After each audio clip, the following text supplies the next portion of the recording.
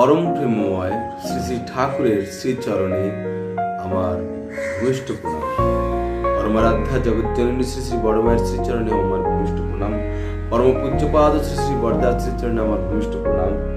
পরম পূজ্যপাদ শ্রী শ্রী আচার্যদেবের শ্রীচরণে আমার ভূমিষ্ঠ প্রণাম। সকল দাদা ও মায়েদের সকলকে প্রত্যেককে আমার আনন্দিত জয়গুরু। আশা করি সকলে ভালো আছেন এবং ভালো থাকবেন। সকলের মঙ্গল প্রার্থনা জানাই পরম পিতার রাঙারাত্রির চরণে। আজকে যে বিষয়টি বা যে টপিকটি নিয়ে আলোচনা করব সেই টপিকটি হচ্ছে বন্ধন। বন্ধন কি জিনিস? সংস্কার, প্রার্থনা, সংস্কার কাকে বলে, প্রার্থনা কাকে বলে, আবার সর্বোপরি পরম পুরুষের সংস্কার সেটাই বাকি। এই সব কথাগুলি আজকে আমাদের আলোচনার মধ্যে প্রকাশ পাবে। এই আলোচনাটি সম্পূর্ণ পরম প্রেমময় শ্রী শ্রী ঠাকুরের সত্যানুসরণের একটি বাণী পাঠের উপর প্রসঙ্গ সত্যানুসরণে শ্রী শ্রী বরদা, পরম পূজ্যপাদ শ্রী শ্রী বরদা যে ব্যাখ্যা করেছেন তার উপর অবলম্বন করেই হবে। তো আসুন আমরা এই যে টপিকটি রেখেছি তার ভিতরে ঢোকা যাক। বন্ধনটা কি? বন্ধন বলতেই বোঝা যায় যে আমরা যেখানে আবদ্ধ আছি, আবদ্ধ যেখানে আছি সেটাকেই বন্ধন বলা যায়। তাহলে বন্ধন দেখা যায় কি, আজকের সময় আমরা ঘরে বাড়ি, বাইরে, স্বামী স্ত্রী পুত্র কন্যা, পিতা মাতা, এদের ফাঁদে ফেসে আছি। আমরা যতক্ষণ পর্যন্ত এই সংসারের মায়ামোহ কাটতে না পারি ততক্ষণ পর্যন্ত সন্ন্যাস নিতে পারি না। সকলে বলে বন্ধনে, মায়া বন্ধন। এমনি ভাবে বিভিন্ন প্রকার বন্ধন আছে। একজন শিক্ষক, সে পড়ানোর বন্ধনে বেঁধে আছে। একজন ছাত্র, সে শিক্ষকের আদেশ পালনের বা স্কুলে পড়াশোনার বন্ধনে বেঁধে আছে। বাবা তার ছেলে মেয়েকে পালন পোষণ করার বন্ধনে বেঁধে আছে। স্ত্রী তার স্বামীকে সেবা শুশ্রূষা দেওয়ার, স্বামীর কথা শোনার বন্ধনে বেঁধে আছে। এমনি ভাবে এই করতে করতে একটা ভালোবাসার বন্ধনও সৃষ্টি হয়, যেটাকে আমরা প্রেমের বন্ধন বলতে পারি। এবং এই ভালোবাসার নামে মায়া বন্ধনও বলে। এমনি ভাবে বিভিন্ন প্রকার বন্ধনে আমরা বেঁধে আছি। তাহলে বন্ধনটা কি? আমরা যে কার্য করছি সেই কার্যে আবদ্ধ হয়ে যাচ্ছি। যে কার্য করতে করতে চলেছি, করতেই আছি, অভ্যাসে পরিণত হয়ে যাচ্ছে, সেটাই আমি সেখানেই আবদ্ধ হয়ে যাচ্ছি। আর এরপর আসছে বন্ধন কাকে বলে, তারপর আসছে সংস্কার কাকে বলে। প্রার্থনা মানে কি? পরম পুরুষের সংস্কারটাই কি?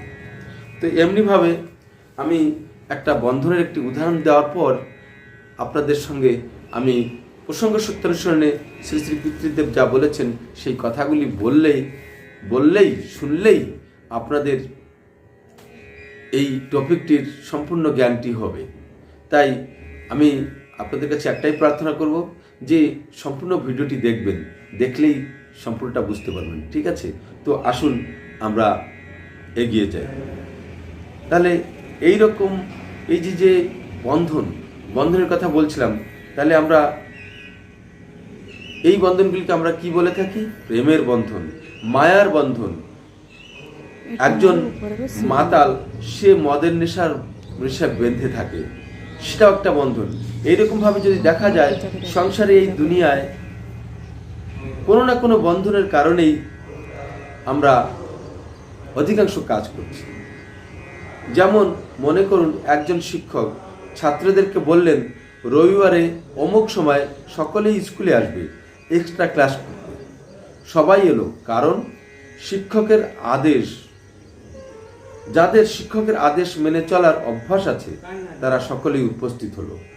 আদেশ পালন করবার যে অভ্যাস, সেটা সংস্কারে পরিণত হলো এবং সেই সংস্কারে আবদ্ধ হয়ে এক্সট্রা ক্লাস করতে উপস্থিত হলো। এটাই বন্ধন, কারণ আদেশ পালন না করলে তার মনের ধারণা, তার মনে একটা অস্বস্তি, বিপত্তি সৃষ্টি হয়, প্রতিক্রিয়া সৃষ্টি হয়, সে অশান্তি বোধ করে, অস্বস্তি বোধ করে। তাই এগুলি সব বন্ধন। আসুন এবার আমরা আসল পাঠের দিকে এগিয়ে যাই। বন্ধনের একটুখানি কথা বললাম।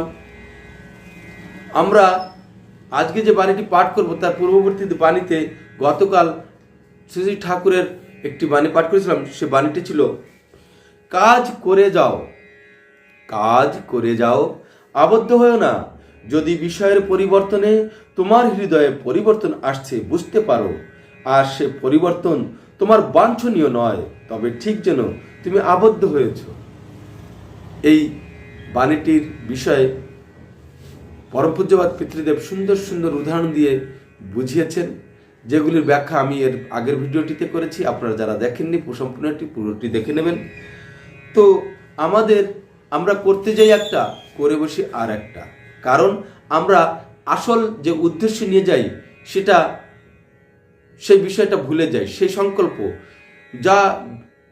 যে সৎ উদ্দেশ্য নিয়ে আমরা কিছু করতে যাই, সেই সৎ উদ্দেশ্যটা ভুলে গিয়ে আমরা অর্থ বা আরো অন্যান্য কিছুর উদ্দেশ্যটাকে মুখ্য করে নিই।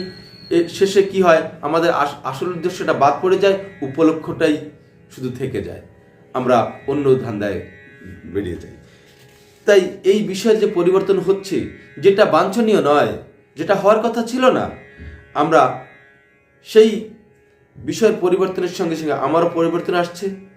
তার মানেই হচ্ছে আমি আবদ্ধ হলাম। তার অর্থ আমি সেবা করতে গিয়ে দেখা গেল সেই সেবার থেকে যে উপার্জন হচ্ছে, সেই উপার্জনের নেশায় বেঁধে পড়লাম, আবদ্ধ হলাম। তাই এই আবদ্ধ হওয়াটাই বন্ধন।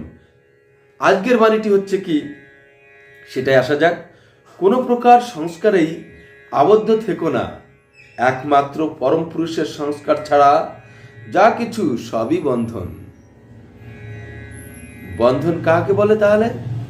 কোনো প্রকার সংস্কারেই আবদ্ধ হয়েও না, একমাত্র পরম পুরুষের সংস্কার ছাড়া সব কিছুই বন্ধন। তাহলে বন্ধন যে অর্থটা, বন্ধনের অর্থটা কি, এই বাণীর মধ্যেই সুস্পষ্ট হয়ে দাঁড়িয়েছে। তাহলে বন্ধনের অর্থটা বুঝতে গেলেই, এই বন্ধন থেকে মুক্তি পেতে গেলে তার অর্থকে বুঝতে হবে, এবং সেটা কি করে সম্ভব হবে এই বন্ধন থেকে মুক্ত হওয়ার জন্য, সেটা আমরা এই বাণী পাঠের মাধ্যমে বুঝতে পারবো। তাহলে বন্ধন থেকে মুক্ত হতে গেলে কি করতে হবে? একমাত্র পরম পুরুষের সংস্কার ছাড়া সবকিছুই বন্ধন।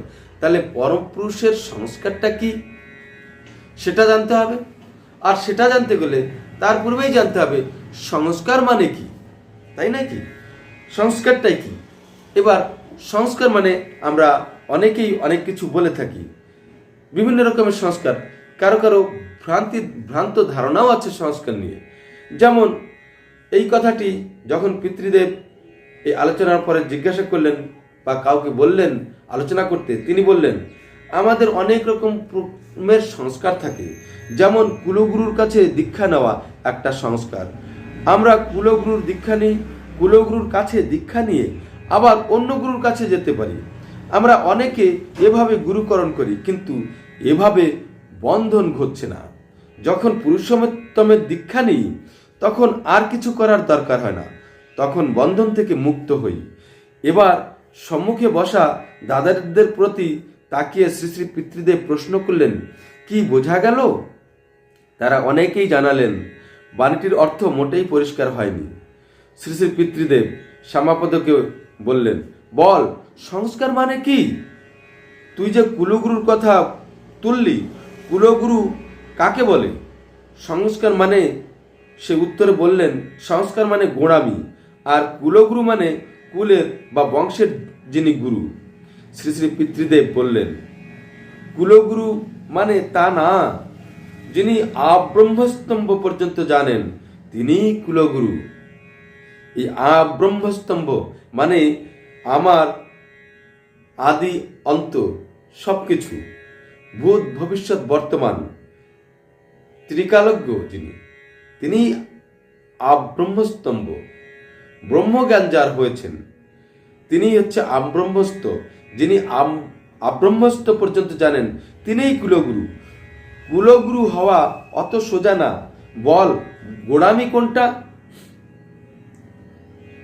শ্যামাপদ উত্তরে বলছেন, অনেকেই মাছ মাংস খাই, পাঠা বলি দিই, অথচ এসব ভালো কি মন্দ জানি না, এগুলো গোড়ামি। শ্রী শ্রী পিতৃদেব, সংস্কার মানে কি গোড়ামি? আলোচনায় শব্দগুলির অর্থ পরিষ্কার হচ্ছে না দেখে শ্রী শ্রী পিতৃদেব তার বিছানার উপর রাখা অভিধান খানিক খুলে সংস্কার শব্দের ব্যুৎপত্তিগত অর্থ পাঠ করে শোনালেন। পরে জিতেন্দা বললেন, ঠাকুরের বলা আছে, অভ্যাসেরই ঝর্ণা হতে জন্মে সংস্কার, সন্তানেতে বংশক্রমে তারই তো সঞ্চার। অভ্যাসেরই ঝর্ণা হতে জন্মে সংস্কার, সন্তানেতে বংশক্রমে তারই তো সঞ্চার, তারই তো সঞ্চার। শ্রী শ্রী পিতৃদেব, কোনো কাজ করতে করতে যখন অভ্যাসে গেঁথে যায় তখন তার সংস্কার হয়ে দাঁড়ায়। তাহলে সংস্কার অর্থ কি? যে আমরা কোনো কিছু নিয়মিতভাবে করতে থাকি, রেগুলারিটি মেনটেন করে, তখন সেটা আমাদের অভ্যাসে গেঁথে যায়, আর সেটাই আমাদের সংস্কার হয়ে দাঁড়ায়। তা ভালোরও হতে পারে, মন্দেরও হতে পারে। হরিপদদা বলছেন, শুনেছি সদবা হিন্দু রমণীদের এরকম সংস্কার আছে যে মাছ না খেলে স্বামীর অকল্যাণ হয়। এরকম কেউ যদি শ্রী শ্রী ঠাকুরের সৎমন্ত্র নিয়ে জানলো যে শ্রী শ্রী ঠাকুর মাছ খাওয়া পছন্দ করে না, কিন্তু সংস্কারবশত স্বামীর অকল্যাণের ভয়ে তখনও সে যদি মাছ খেয়ে যায়, তাহলে বুঝতে হবে যে সে সংস্কারে আবদ্ধ হয়ে পড়েছে, তার আর তাই বন্ধন।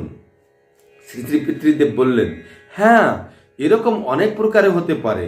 যেমন ধর, দুবেলা প্রার্থনা করি, করতে করতে সংস্কারে পরিণত হয়েছে, কিন্তু যার প্রার্থনা করছি তার দিকে মতি নাই, তিনি যেমন চান তা আচরণে ফুটে উঠছে না, তাহলে বুঝতে হবে যে সংস্কারবশত প্রার্থনা করছি, আর তাই বন্ধন।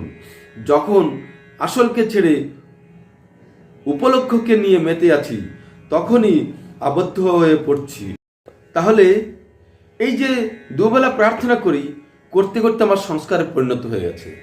দেখা যায় আমরা অনেকেই এই যারা ছোটবেলা থেকে প্রার্থনা, সন্ধ্যা সকালে প্রার্থনা করে আসছি, তারা যখন আমরা ঘরে না থাকি, বাইরে থাকি, প্রার্থনার সময় হলে প্রার্থনা শুরু করি, কিন্তু আমাদের মনটা প্রার্থনাতে থাকে না। আমরা মোটরসাইকেল চালাচ্ছি, রাস্তা দেখছি, কিংবা আরো কত কিছু দেখছি, আমরা যে প্রার্থনাতে কি বলছি তার প্রতি আর বিশেষ অনুভব বা উপলব্ধি বা অনুভব করে করে যে বলাটা, সেটা থাকে না। আমরা মুখস্থ কথার মতন বলে দিই, আমাদের অভ্যাসে পরিণত হয়েছে। তাই মনেও করতে হয় না যে এরপরে আমি কি বলছি, আমি প্রার্থনাতে কি বলছি। তাই ঠাকুর একটা বানিয়েছে, প্রার্থনাতে কইলি কত করলি না কো কাজে, ফুটলোটা কল্পনাতে ফলটি পেলি বাজে। তাই যে প্রার্থনাটা আমরা করছি, সেটাকে সেই অনুসারে আমাদের কর্মও করতে হবে, কাজটাও করতে হবে।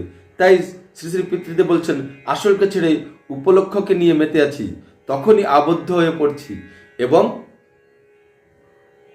তাই পরম পূজ্যপাদ শ্রী শ্রী বরদা বলছেন, প্রার্থনা মানে কি? তার প্রার্থনা করে হৃদয়ে শান্তি প্রতিষ্ঠা করি, স্বস্তি লাভ করি, সেটাই প্রার্থনা। তার অর্থাৎ ইষ্ট, পরম প্রেমময় শ্রী শ্রী ঠাকুর, যার যার ইষ্ট, সেই ইষ্টকে প্রার্থনা করে হৃদয়ে শান্তি প্রতিষ্ঠা করি, স্বস্তি লাভ করি, সেটাই প্রার্থনা। তাহলে স্বস্তি ও শান্তি যদি না আসছে, তাহলে প্রার্থনা হলো না। আমরা পরম দয়াল শ্রী শ্রী ঠাকুরের দীক্ষা পেয়েছি, আমাদের কি করা প্রয়োজন? আমাদের লক্ষ্য রাখা প্রয়োজন যেন কেউ বা কাউকে ছোট মনে না করি, কাউকে ছোট মনে না করি, সবাইকে ভালোবাসতে পারি, প্রেমের অধিকারী হতে পারি।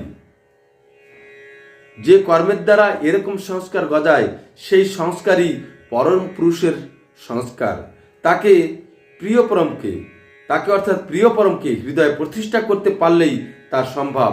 প্রার্থনা তো সেজন্যই। এই কথাগুলি পিতৃদেবের চরণ প্রান্তে পুস্তক থেকে নেওয়া হয়েছে। আজকে দেখুন, প্রার্থনা কাকে বলে?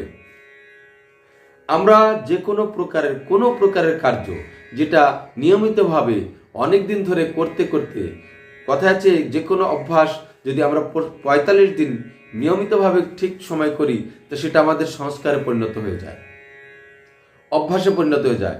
আর সেই অভ্যাসটাকে ক্রমাগতভাবে এগিয়ে নিয়ে যাওয়াটাই হচ্ছে সংস্কার। আর তখন আমাদের ভাবতে হয় না, আমাদের অটোমেটিক্যালি সেটা হয়ে যায়। তখন সেটা না করে আমরা থাকতে নেই, সেটা হচ্ছে সংস্কার। আর এই সংস্কারে আবদ্ধ হয়ে যাওয়া তাই হচ্ছে বন্ধন। তাহলে আমরা গোড়ামিটা কি? গোড়ামিটাও বলছে যে সংস্কারের বন্ধন, যে সংস্কারে আবদ্ধ হলাম সেটা করছি, সেটা উপলক্ষ মাত্র রয়ে গেল, কিন্তু আসলে কিছু করছি না, তাহলে সেটা গোড়ামি। আর প্রার্থনাটা কি? প্রার্থনাটা হচ্ছে যে প্রার্থনা করলে অন্তরে শান্তি আসে, স্বস্তি লাভ করি। আমরা যেমন পরমদয়ালের দীক্ষা নিয়েছি, ঠাকুর কি বলেছেন যে কারো প্রাণে তুই দিসনি আঘাত, সে আঘাত লাগে ঠাকুর ঘরে। তাই এখানে পরম পূজ্যপাদ শ্রী শ্রী বরদা বলছেন যেন আমরা কাউকে ছোট মনে না করি, ঘৃণা না করি। পাপকে ঘৃণা করো, পাপীকে নয়। মা মৃয়স্ব মা জয়ী, মরো না মেরো না, পারত মৃত্যুকে অবলুপ্ত করো।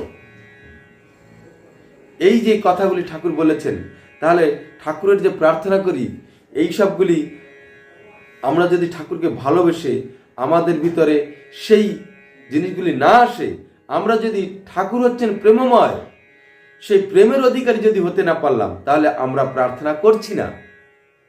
তাই শ্রী শ্রী পিতৃদেব বলছেন সংস্কার, পরম পুরুষের সংস্কার মানে কি?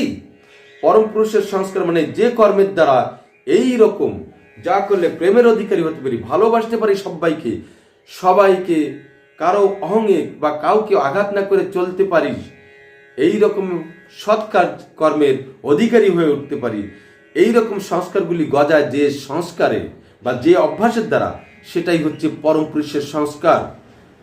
আর এইভাবে তাকে প্রতিষ্ঠা করতে পারলেই প্রার্থনা করার জন্যই প্রার্থনা। এইভাবে নিজের জীবনে পরম প্রেমময় শ্রী শ্রী ঠাকুরের প্রত্যেকটি সংস্কারকে, তার উদ্দেশ্যকে নিজের জীবনে প্রতিষ্ঠা করাই হচ্ছে প্রার্থনা, প্রতিষ্ঠা করার জন্যই প্রার্থনা। তাহলে আমরা কি বুঝলাম? পরম পুরুষের সংস্কার ছাড়া যা কিছু সব কিছুই হচ্ছে বন্ধন। তাই কোনো প্রকার সংস্কারেই আবদ্ধ থেকো না, একমাত্র পরম পুরুষের সংস্কার ছাড়া যা কিছু সবই বন্ধন। ঠিক আছে, আজকে নিশ্চয়ই বাণীটি খুব ভালো লেগেছে, বাণীর ব্যাখ্যাটাও খুব ভালো হয়েছে, আমারও খুব ভালো লেগেছে, আপনাদেরও আশা করি ভালো লেগেছে। আপনারা এই বাণীর মর্মার্থটি অনুভব করে, উপলব্ধি করে সত্যিকারে আসল উদ্দেশ্য আমাদের কি, সেই পরম প্রেমময় শ্রী শ্রী ঠাকুরকে প্রতিষ্ঠা করাই আমার জীবনের মূল উদ্দেশ্য। আমি শুধু ইষ্টের জন্য, ঠাকুরের জন্য, এটাই মনে করে যাতে সবাই নিজের জীবন অতিবাহিত করে, তাই আমি পরম প্রেমময় শ্রী ঠাকুরের রাঙ্গারাতুল চরণে প্রার্থনা জানাই। এবং আজকের ভিডিও এখানে শেষ করছি। পরবর্তী ভিডিওতে আবার দেখা হবে, ঠাকুরের কথা শোনা যাবে। যদি আপনাদের ভালো লেগে থাকে সাবস্ক্রাইব, কমেন্ট ও লাইক করতে ভুলবেন না। জয় গুরু, বন্দে পুরুষোত্তম।